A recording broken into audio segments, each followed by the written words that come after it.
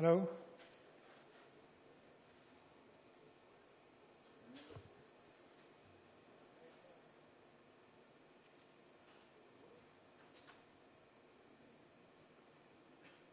Okay, I guess we should get started. Thank you guys for your patience and attending this talk. We had some technical problems in the morning when we tried to do it. So thankfully, we were able to find a slot. So my name is Rohit Singh. I am the lead developer of the ArcGIS API for Python. And I'll be showing how you can use this API for geospatial data science and analysis. So what is the ArcGIS API for Python? Well, it's a simple and expressive Pythonic language for making maps, doing geospatial analysis, geocoding, routing, directions, all the things that a GIS does. So what is a GIS? GIS is a geographic information system, and I'll be showing you how you can bring that inside of Jupyter Notebook. The ArcGIS API for Python works wherever Python runs in your IDE, on the command line, but it really shines in the Jupyter Notebook, and I'll show you some instances of that. And this presentation was actually originally authored in a Jupyter Notebook, and then I was using the Rise plugin to convert it into a reveal.js slideshow. And eventually, because of some technical problems with the network, it found its way into a PowerPoint presentation. But OK, so this is an API overview, a module diagram of the ArcGIS API. And in the light green color, you'll find the GIS module. That's the entry point into this API. That's where you go to get to all the data and analysis capabilities of the platform. And in green, in the darker green color, you find modules that let you work with geospatial data of different kinds. So there could be feature, or it's also known as vector data, and tools that work with feature data live in that module. The raster module lets you work with imagery layers and do raster analysis. And similarly, we've got modules for working with network data sets, real-time data that's coming in, and also big data. So the API is quite capable, lets you do all of that. And in blue here, you find those modules that let you perform certain workflows. So you might want to call into the geometry API, for example, or do geocoding, which is finding the locations of addresses. And in orange are modules related to mapping and visualization that we use to bring in a map widget into the Jupyter Notebook. So we'll switch to a notebook here, and this talks about, how you could use this API. How does it come into Jupyter Notebook? So just a couple of weeks ago, I was in Berlin for the S3 Developer Summit, European Developer Summit. And one of the nice things that I found in Berlin is that the city is very friendly towards cyclists. So you find that in addition to pedestrians, you find that there's also a dedicated bike lane here where they could ride. And that's separate from the road where the tram or the vehicles are running. So this is an introductory notebook, showing how you could do an analysis using that. So let's bring in a map. And to start off, I'll just apologize to the Pythonistas who are appalled that I'm importing star, but I'm trying to just simplify, how to do the demo. And you start off by connecting to your GIS. So you might wonder, well, I don't have a GIS. Well, actually, ArcGIS Online is a web-based GIS that S3 has provided. And if you don't connect to your particular GIS, which you can by giving its URL and your login credentials, you are connecting to ArcGIS Online. And that lets you do a lot of things. For instance, I've brought in a map of Berlin, and it comes within the notebook. It's a live map. You can pan and zoom around and add layers to it. So to me, a map doesn't really make sense till I know where I'm at in that map. So here, I had geocoded the location of the Berlin Congress Center where this conference was, and taken the first result that matches and drawn it on the map. And in addition, since the map was zoomed out quite a bit, I could also automate this map widget in the notebook by setting its extent to the location that I had just geocoded. Now, these maps come with several base maps. So in addition to the topographic map that you saw earlier, here I'm using the S3 world imagery base map. And that comes with very high resolution imagery across the world. In the case of Berlin, it gives 30 centimeter resolution imagery. And you can use all of this just for free. Notice how when I logged on to the GIS, I didn't give in any credentials. Of course, we give you an API, and along with it, we give you, you can sign up to be a developer and get a developer account for free, and you'll get rolling credits every month that lets you do a lot more that we'll see later. And in addition to developer accounts, we also have ArcGIS public accounts that you can use to consume all the data sets that S3 and other authoritative sources provide for use in your analysis. And if you have some credits, then of course you can use subscriber content, richer data sets, higher resolution imagery, more analysis. So that's one of the base maps that's available. Now talking about these bike lanes, I also found that there are also these bike stations spread across the city where you could go pick up a bike. Of course, you need to pay for it, but you could do that by either calling a number on the bike, or in this case, they've got some apps, and you just give the bike number, and of course, your credit card information, and you'll be able to rent this bike, ride it on one of those bike lanes, drop it off at another location. So to see, let's see if ArcGIS Online has data related to these bikes in Berlin. All you need to do is call gis.content.search, and the content could be web maps or layers that you could bring in your analysis. So the results are returned using a rich representation. So it's not just a textual representation, it gives you a lot of metadata, a screenshot. So the second result we got is a layer of bike lanes in Berlin, and let's add that to our map. And here, I've added it to this map, and I see that Berlin has a very rich collection of bike lanes that you just saw, which just disappeared because the network is not there. But you get the idea. I just added that layer to my map here.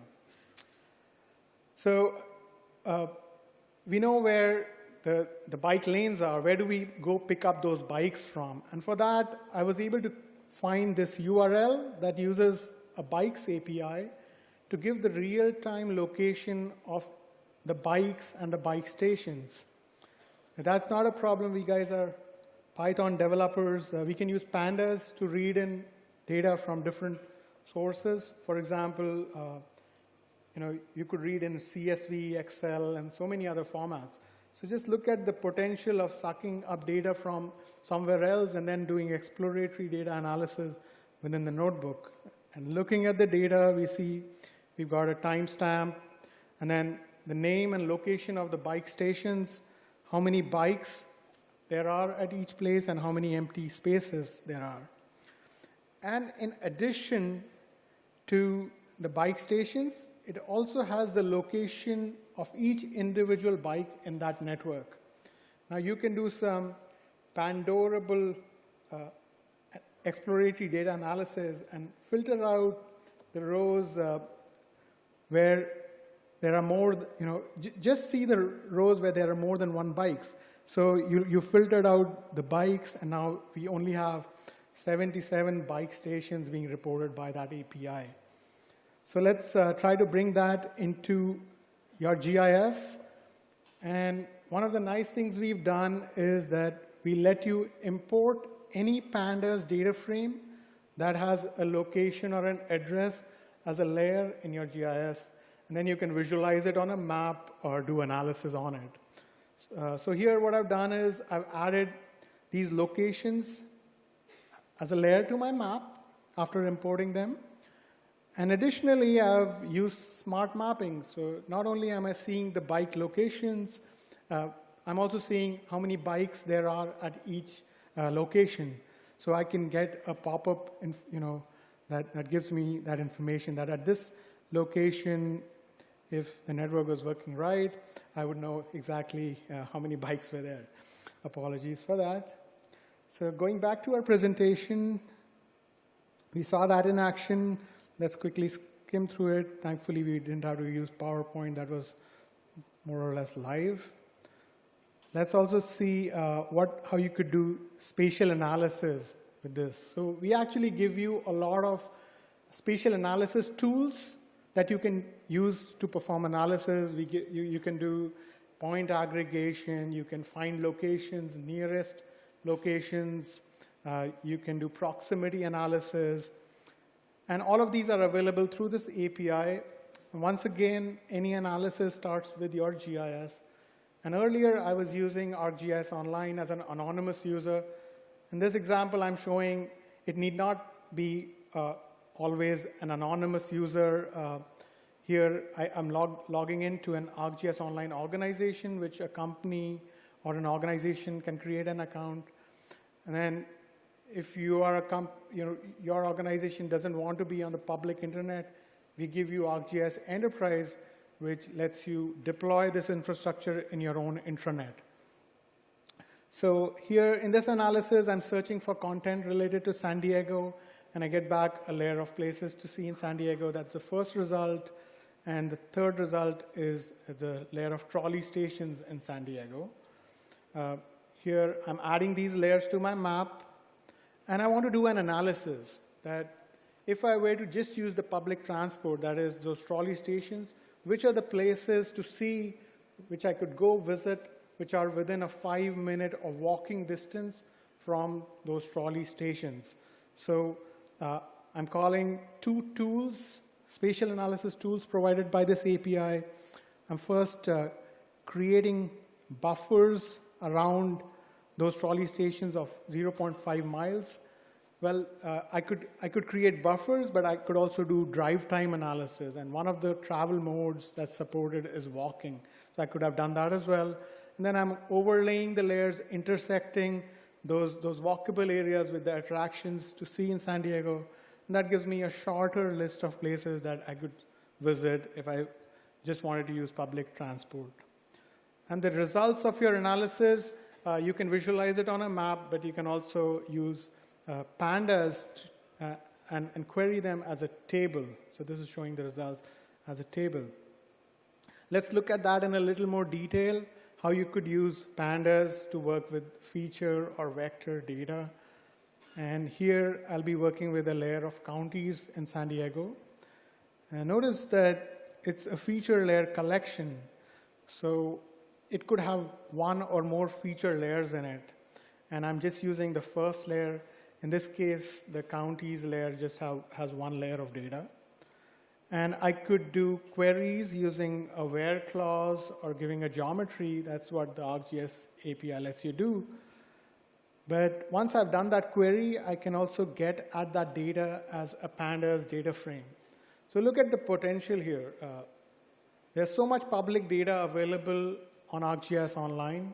You can query those layers, get it in a pandas data frame, and you can use it in your analysis. You can bring it into matplotlib. You can do exploratory data analysis. You can push it into scikit-learn, do all kinds of analysis there. So this is showing how I can do, use Pandorable queries. Like once I have the counties in USA, I could filter out just the counties in San Diego using an expression like that. And then I can query its attributes like the population, or since it's a spatial data frame, we've extended the pandas data frame that in addition to the attributes, the tabular information, it also has a geometry that you can plot on a map or do some analysis using. So here I've taken the geometry of that county and plotted it on a map. What are counties? Counties are administrative divisions. You could think of it as districts in India. So that's what they are referred to. Here I'm showing how you could, once you have a data frame, you just need to call the plot method and do exploratory data analysis. And at a glance, you start seeing insights into that data that Los Angeles County had by far the largest population among all counties of California.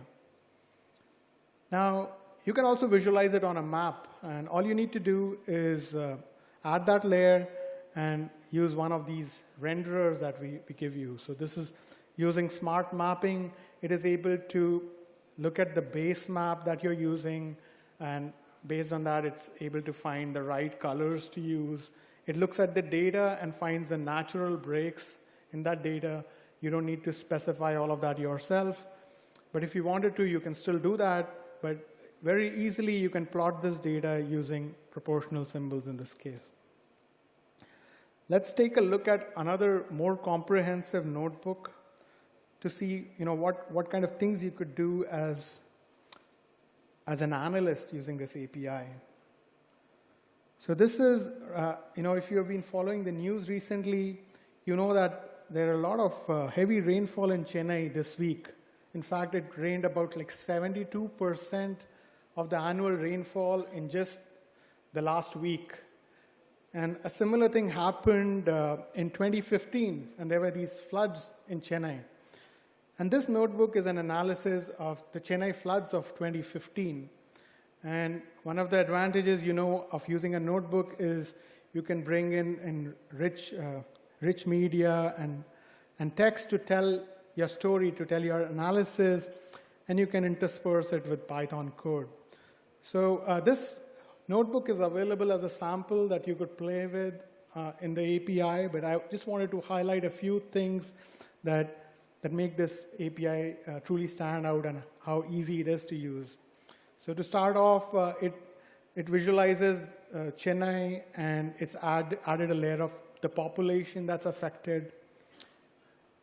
Now here I have some local data that I was able to obtain from the meteorological department in Chennai, and see how I can read it in as a data frame, import it into my GIS as a layer, and then I've added it to this map to see where how much rainfall was recorded at those individual weather stations. Now, rainfall is a continuous phenomenon. It's not as if it only rained at the weather station, not around it. So given the rainfall at the weather stations, how do you reduce the rainfall at intermediate points? You interpolate that data. So all of those tools are available at your disposal. Here I'm using the interpolate points tool from the ArcGIS features module to interpolate the rainfall across the whole region.